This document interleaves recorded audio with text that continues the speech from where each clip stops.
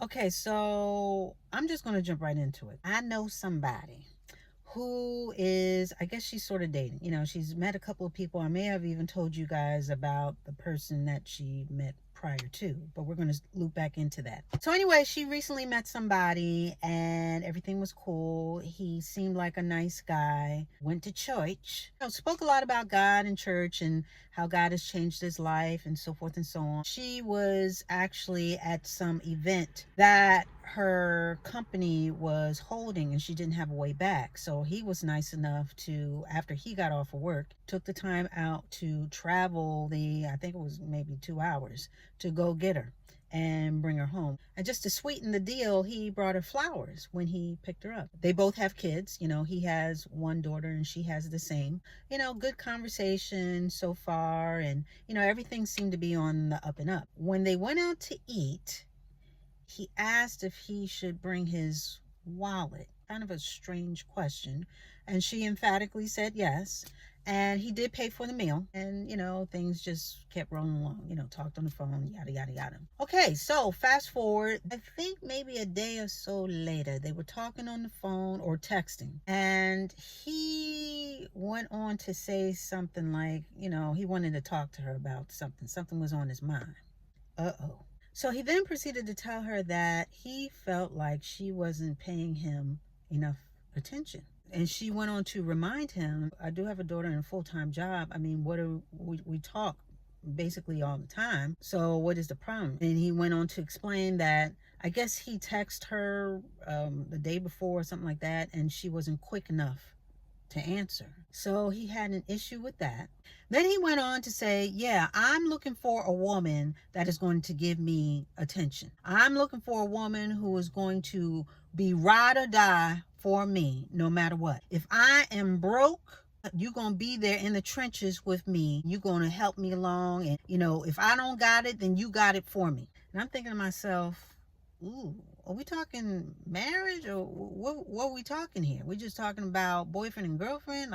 And mind you, they are still in the finding out and kind of dating phase. So anyway, he went on and he criticized her because unbeknownst to me, until she told me just then and there, that where he currently works, an under the table job, which basically means he's not on paper. They give you cash and nothing's officially on paper as far as taxes and this and that. It's undocumented payment. And for most of those types of jobs, there's no real security in them. They come and they go, and you may have this and the hours may change or this and that, and yada, yada, yada.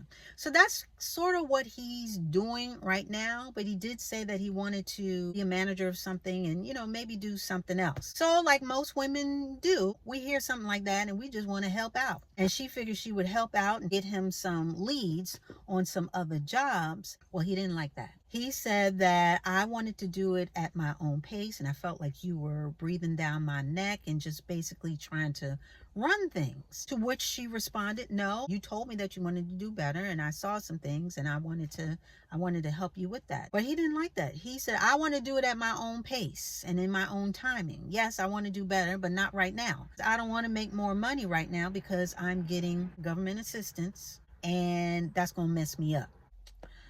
And so she said, well, I'm not trying to pressure you. I apologize. That wasn't my thing. I just saw these opportunities and figured you would take advantage of them because, I like nice things. And I like to do things that may cost a couple of dollars. And so when we do these things, I don't want to feel guilty that, you're not able to do it with me. To which he responded, you don't have to feel guilty. If we go somewhere and, I don't have it, then just pay for it.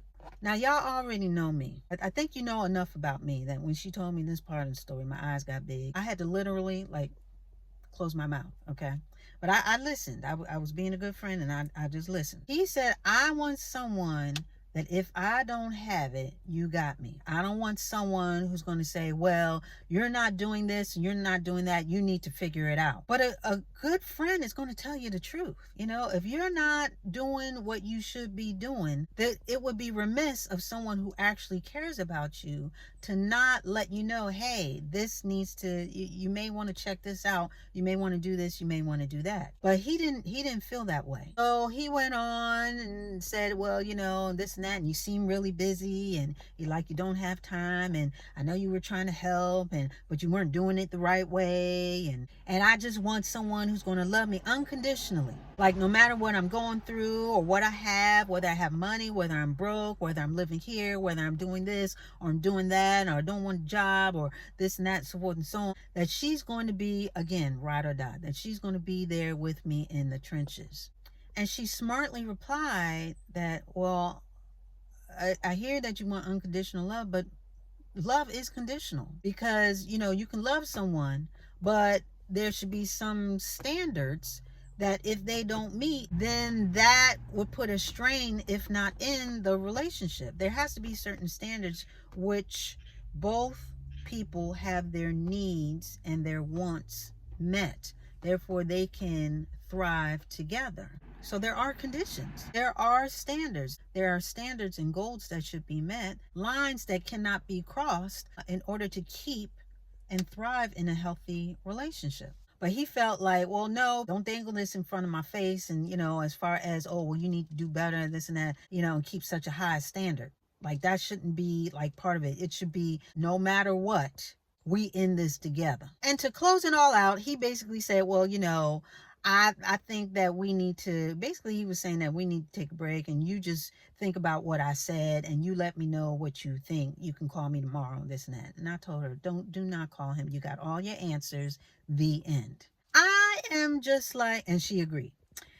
I am just like, what is going on? She met another guy that was pretty much the same kind of thing where he wanted to be the man. He wanted to lead, but then if he don't have it, then he wanted her to lead, but don't lead me too much and don't be too overpowering because I'm still the man. And then I don't have to pay because you should pay.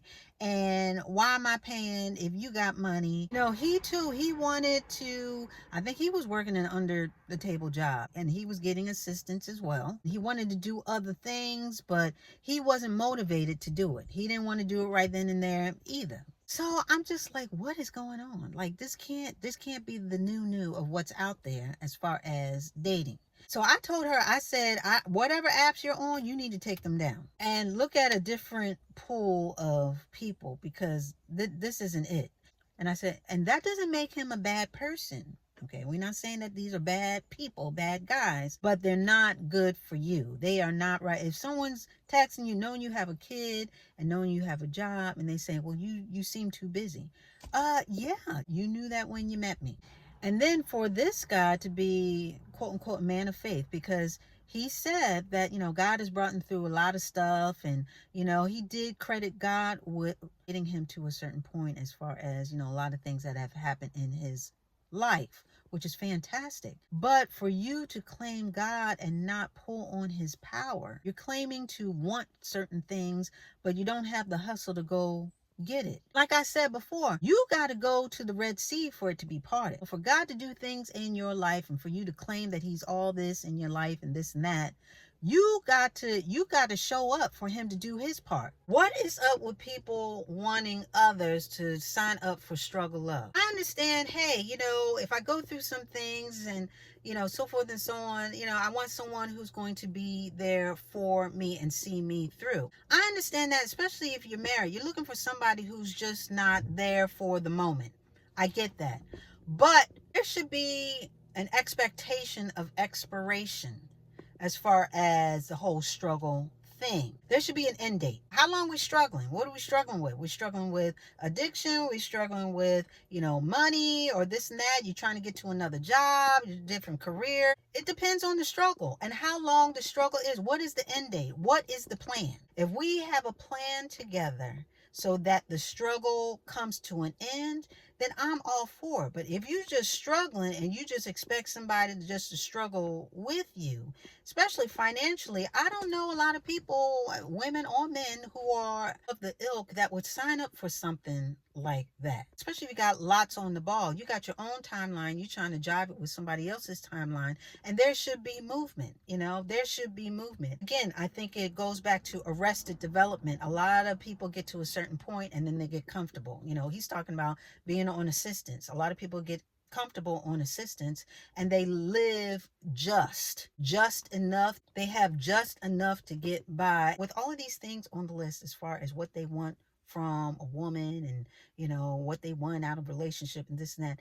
What are you bringing to the table? He was requiring more of her than what he was requiring of himself to give. You know what I mean? There's an imbalance there, just even going in. The list is very, very long, for the requirements of the other person. But when it comes to themselves, they think they're already there because, he actually told her, I'm ready for a relationship. I'm really ready to meet someone who is going to fill all of these requirements. But just from that conversation and him not wanting more for himself to better his station in life so that he can come to the table and provide, be a provider, be a man, and lead in a relationship, more so in a marriage, because I think he even touched on marriage. Just based on his conversation, he's not. Says he's ready for a relationship because he has a house and a car. Now, I don't know the situation with the house. I don't know if he rents or whatever. But the car, he don't have no insurance. No car insurance, riding around as a grown man, riding dirty. And meanwhile, he's carting her around. How is that? That's not responsible. That is unsafe, and that is illegal. That's what I'm saying. That's not mature. Mature, sensible, grown man is not going to ride around in a car with no insurance. It's not going to do it. Bad decision making. What are you bringing to the table? Bringing bad decision making. You're bringing unrealistic expectations and not expecting the same of you. There's an imbalance there. She's up there working, trying to hustle, trying to do better, and you're saying that she's doing too much because she don't have time for you. So she should slow down, but you not speed up? I don't understand it. Mentorship is a very valuable thing. It really is. A lot of people, I really feel that a lot of people, especially a lot of men, could really benefit from mentorship, whether it's from an uncle, whether it's from a group, whether it's from somebody in the barbershop that's got sense and not arguing with everybody. Mentorship, just hooking up with somebody who's done things and seen things that can help you avoid or do better and speak better so that you can have better. Again, we're talking about grown folks. We're not talking about teenagers and teeny boppers and all like that. We're talking about grown folks. How much more time do you think you have? Because tomorrow is not promised. When is the right time for you to up the ante and get yourself in a better situation? You already have a child. You have a child, a young lady. Why not show her better? Why not be the male mentor in her life and show her what a real mature man is supposed to bring to the table and how to treat a woman? Show her how a man should lead. At a certain age, at a certain point in life, things have to sort of click, and you got to have the rubber meet the road and get on the good foot and all the other analogies and sayings and get things going. And it's not cute when you get up in your 30s and your 40s and your 50s and your 60s and you still don't have it together. Somebody has everything together, but you should have the basics down pat. The basics, the one-on-ones. You should have that to at least build on. But I'm noticing more and more that a lot of people, a lot of men, they're stuck in arrested development. They have not progressed as far as their conversations, as far as their actions, past a certain point in their life. A lot of men want to be taken care of, but they want to lead.